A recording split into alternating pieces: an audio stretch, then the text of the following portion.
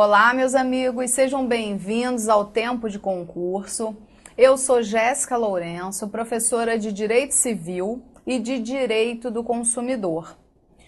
Esse nosso encontro, essa nossa aula vai ser focada para Direito do Consumidor.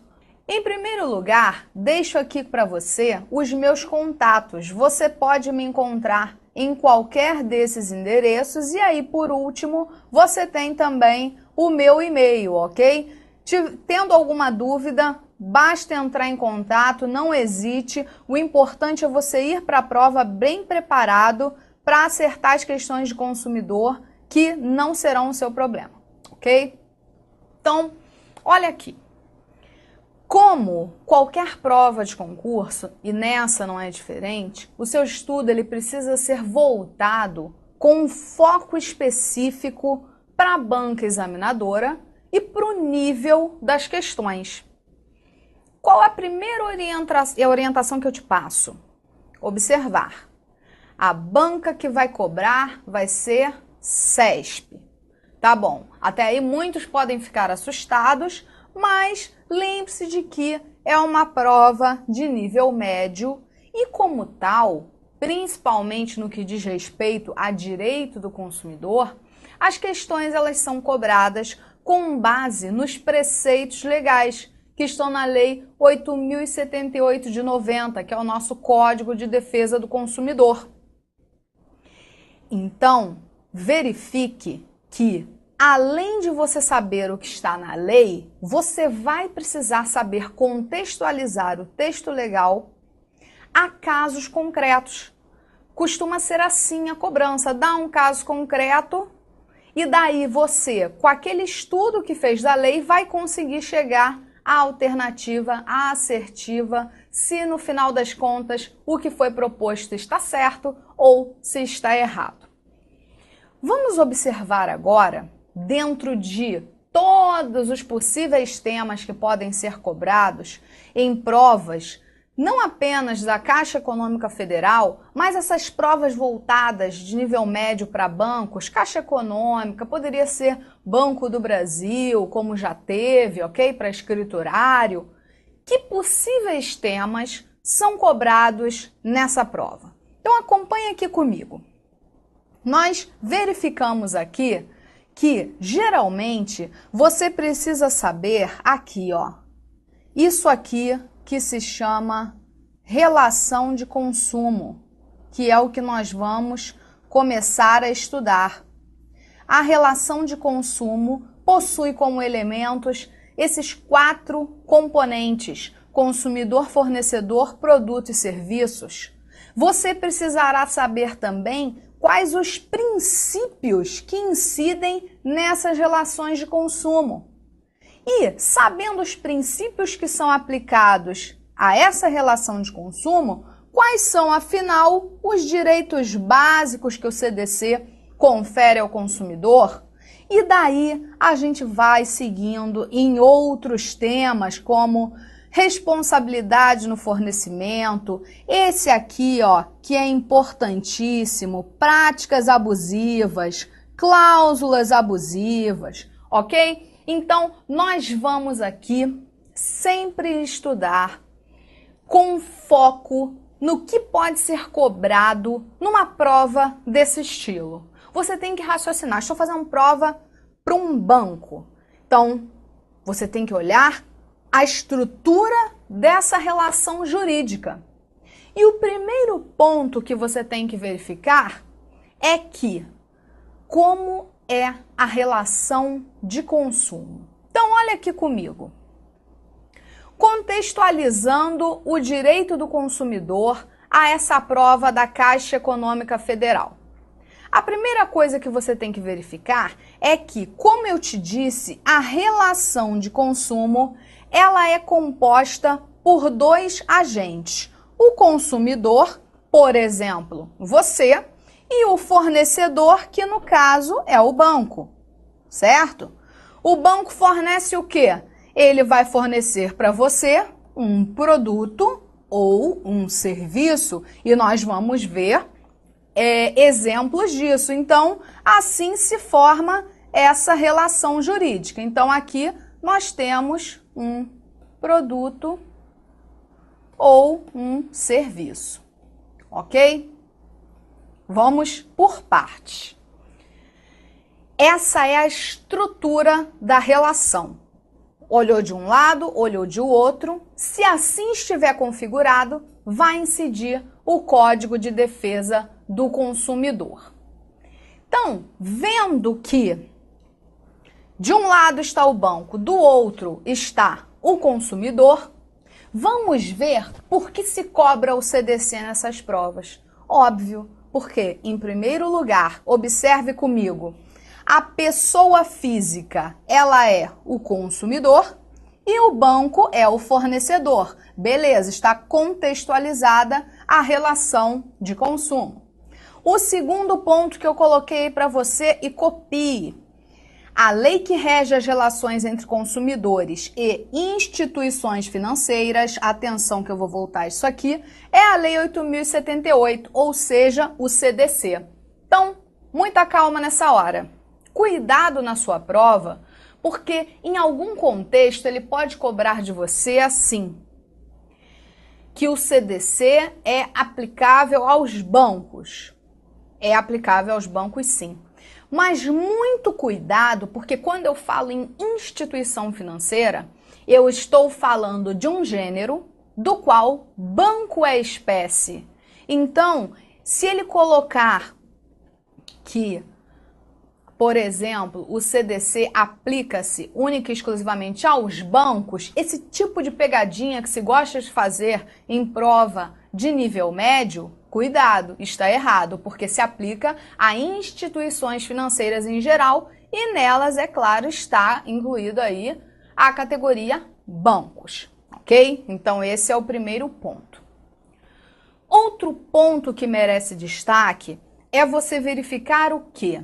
Que durante muito tempo houve controvérsia na jurisprudência, na doutrina, se as relações entre consumidores e instituições financeiras em geral seria aplicado o CDC ou se seria aplicado um tal CDC bancário, Código de Defesa do Consumidor Bancário, um código com regras específicas para as relações que havia entre essas partes. Atenção! Para a sua prova, em que pese essa controvérsia que há tempos existiu, você tem que saber o quê? A seguinte frase: aplica-se o CDC às instituições financeiras. Olha aqui comigo, isso nada mais é do que o teor da súmula 297 do STJ. Isso é recorrente em prova, ok? Súmula 297, para quem aí não tem formação jurídica, a súmula, de maneira simplificada, ela representa um entendimento da jurisprudência que foi pacificada pelo tribunal em relação a determinado tema. Então, é pacífico que o CDC é aplicado às instituições financeiras, não sendo possível se falar num Código de Defesa do Consumidor bancário específico para esse tipo de relação, ok? Então, esse é o primeiro ponto a ser trazido aqui como importante e para você entender por que existe essa cobrança nesse tipo de prova. Beleza. Lei 8.078 incide nesse tipo de contratação.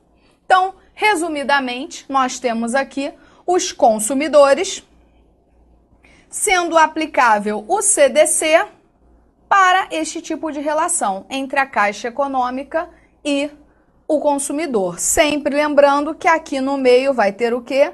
Um produto ou um serviço. É claro que se você for imaginar uma prova de um nível mais elevado, isso aqui passa batido. Isso, ele já imagina que isso seja um pressuposto do seu conhecimento. Mas, para esse tipo de concurso, você tem que começar a entender a estrutura da coisa a partir daí, ok? Então, coloquei aqui para você observe atentamente comigo que, se de um lado temos consumidor e do outro fornecedor, o que os unirá nessa relação de consumo? O fornecimento de um produto ou de um serviço.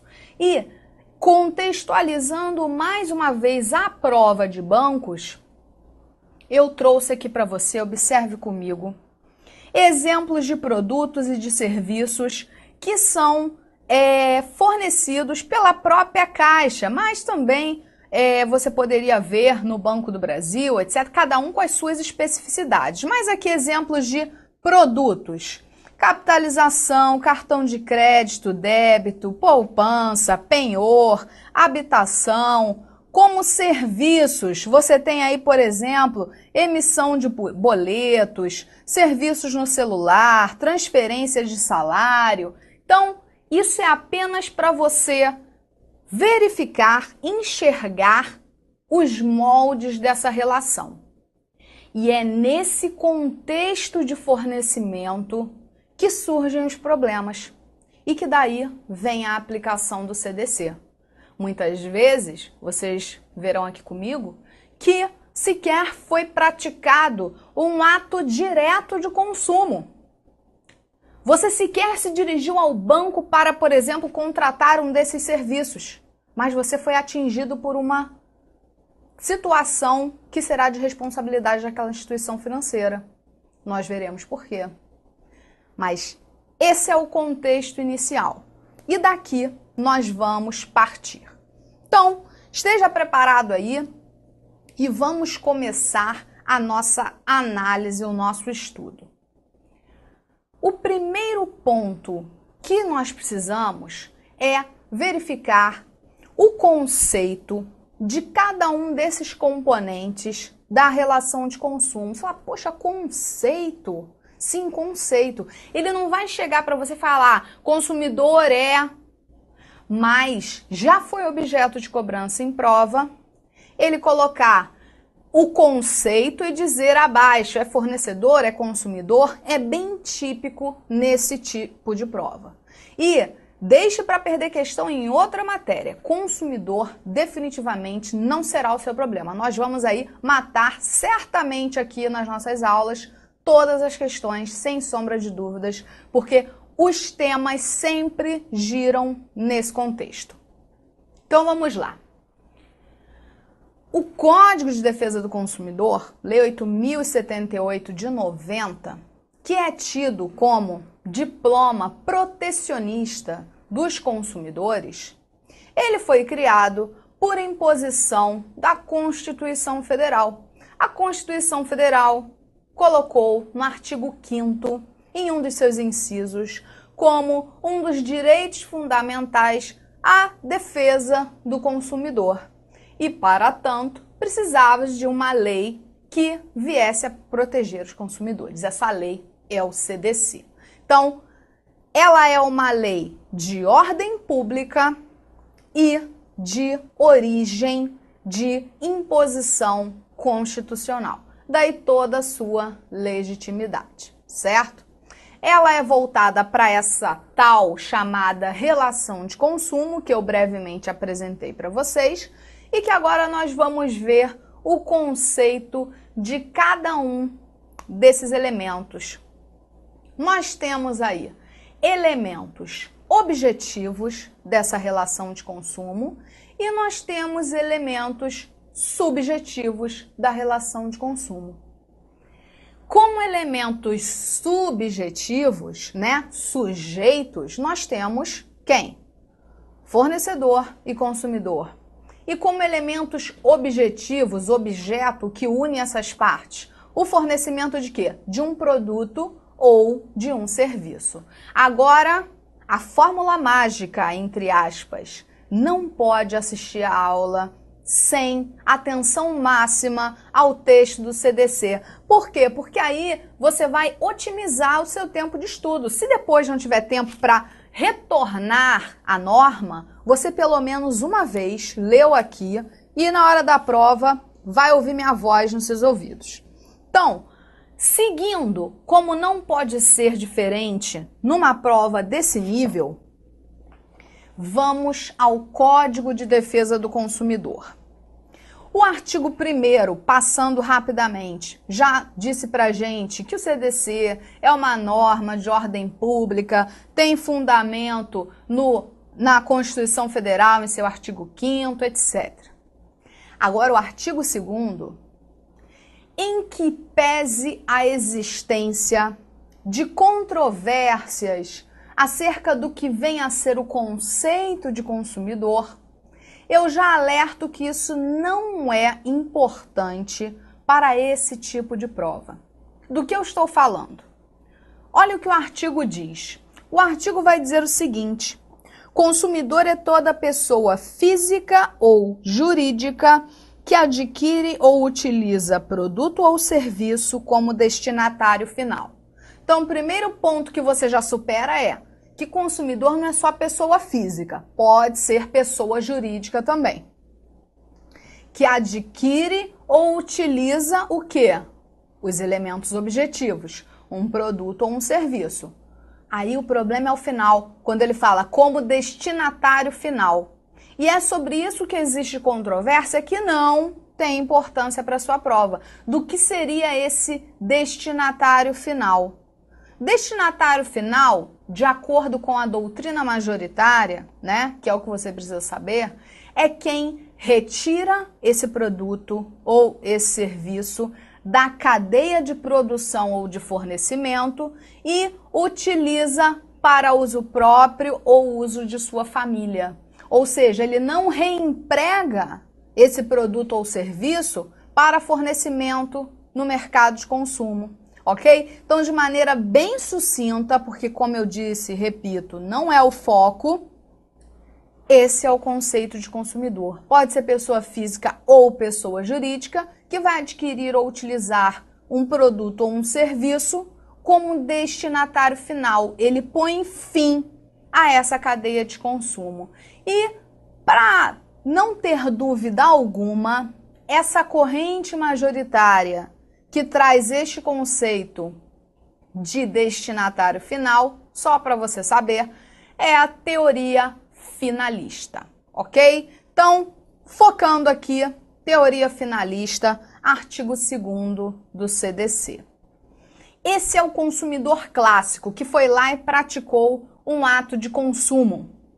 Mas atenção, porque existem os chamados, coloque aí, consumidores por equiparação. Quem é o consumidor por equiparação?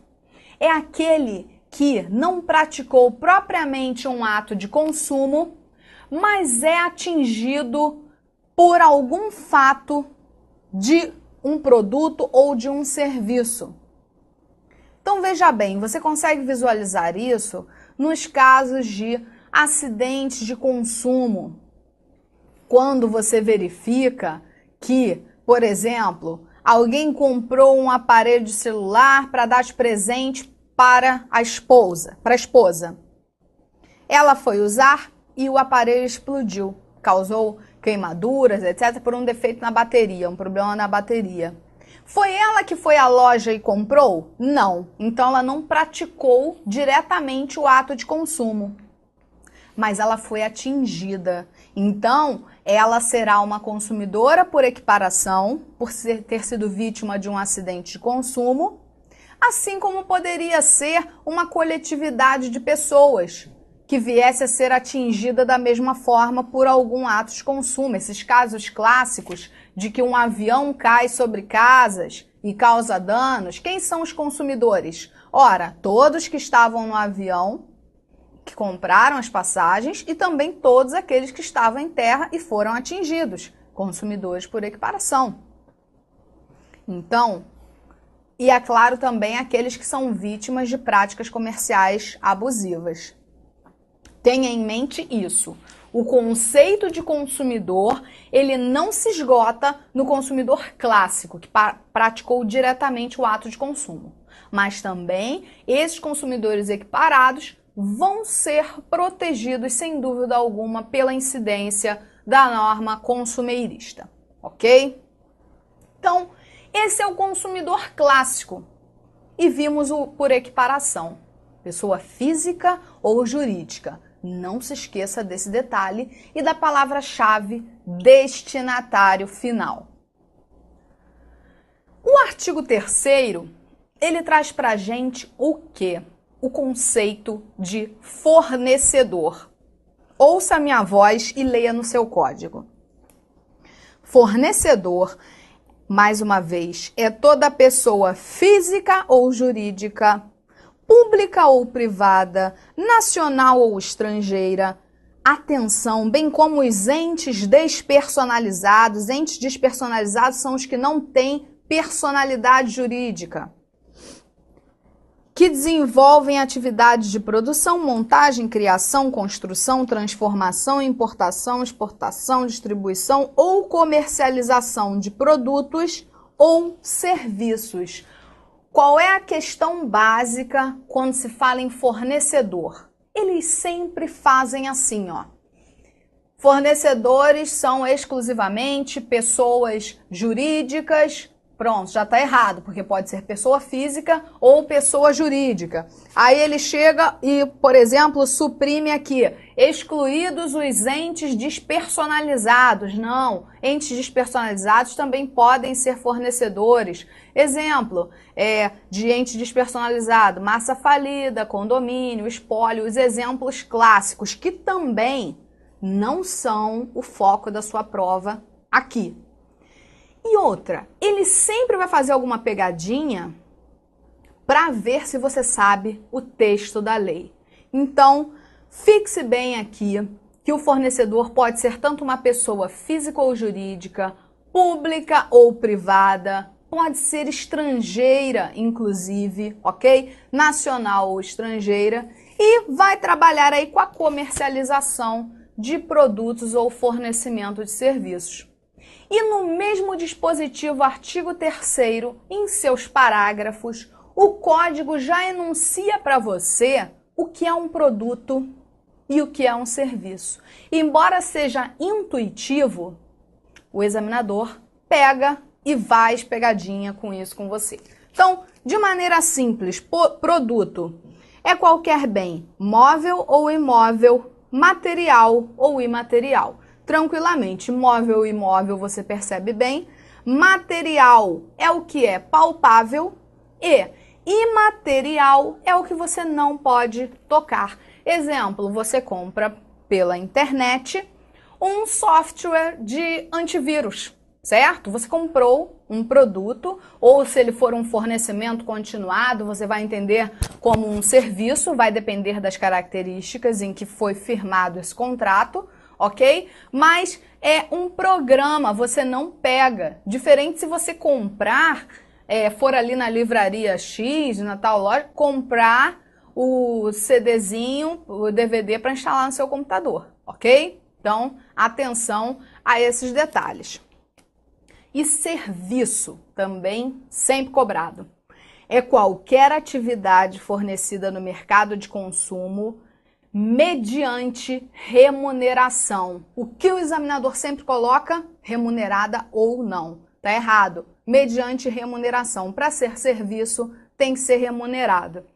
Inclusive as de natureza bancária, e aí ele prossegue, financeira, de crédito e securitária, salvo as decorrentes das relações de caráter trabalhista. Então, ele fala que ele restringe o âmbito dos serviços. Ele diz que o serviço pode ser uma atividade de natureza bancária, de crédito, securitária, mas já diz, de caráter trabalhista não. Por quê? Porque aí vai incidir a consolidação da lei do trabalho com seus dispositivos próprios, a configuração da relação de emprego ou não lá nos moldes do artigo 2º da CLT, o que vai afastar a incidência do Código de Defesa do Consumidor, ok? Então, veja aí que importante destacar quando ele fala, inclusive as de natureza bancária, porque ele gosta de pegar isso aí e utilizar como foco para você, para questionar você a respeito da aplicabilidade ou não do CDC aos bancos, às instituições financeiras melhor dizendo. E o que você vai anotar aí do lado para lembrar? Súmula 297 do STJ. Se você estiver com um VAD-MEC, com uma legislação completa, as súmulas ficam ao final. E a súmula 297, de maneira direta, vai dizer para você: aplica-se o Código de Defesa do Consumidor às instituições financeiras. Então, lembra aí que está ligada a essa questão do fornecimento, que pode ser, no caso dos serviços, uma atividade de natureza bancária. Isso é sempre um bom objeto de cobrança, como vocês podem verificar nas questões de provas anteriores, ok? Bom, então vimos aí a estrutura da relação de consumo contextualizada aqui na prova de banco, com foco em banco. O que será objeto futuro de análise será o quê? Que nessa relação, para que tudo ocorra de maneira equilibrada e como é preciso garantir de acordo com os postulados da Constituição Federal, alguns princípios precisarão nortear esta relação. Obediência a princípios que, por conta da proteção do consumidor ter origem constitucional, esses princípios, por si só, eles gozam de força normativa, ok? Eles por si só se aplicam, não precisa de uma outra lei para regulamentá-los nesse caso. Além disso, o que é importante você verificar? Que esses princípios, eles foram sistematizados num dispositivo do Código de Defesa do Consumidor, que vem a formar o quê? A chamada Política Nacional das Relações de Consumo. E os princípios são tema de relevante importância para a sua prova, porque atrelados aos princípios e aos direitos básicos do consumidor é que o examinador vai elaborar problemas em que um direito foi violado e a incidência desse princípio vem a proteger o consumidor. Ele pode fazer tanto uma questão simples, direta em relação ao princípio, ou colocando um direito básico junto a um princípio, ou, melhor, colocando junto a uma cláusula abusiva ou a uma prática abusiva, que nós vamos ver que são coisas distintas, ok? Então, muita atenção aí. Nós vamos, na próxima aula, ingressar nesse tema e esteja então com seu artigo 4º aberto à minha espera. Um forte abraço para você e até lá!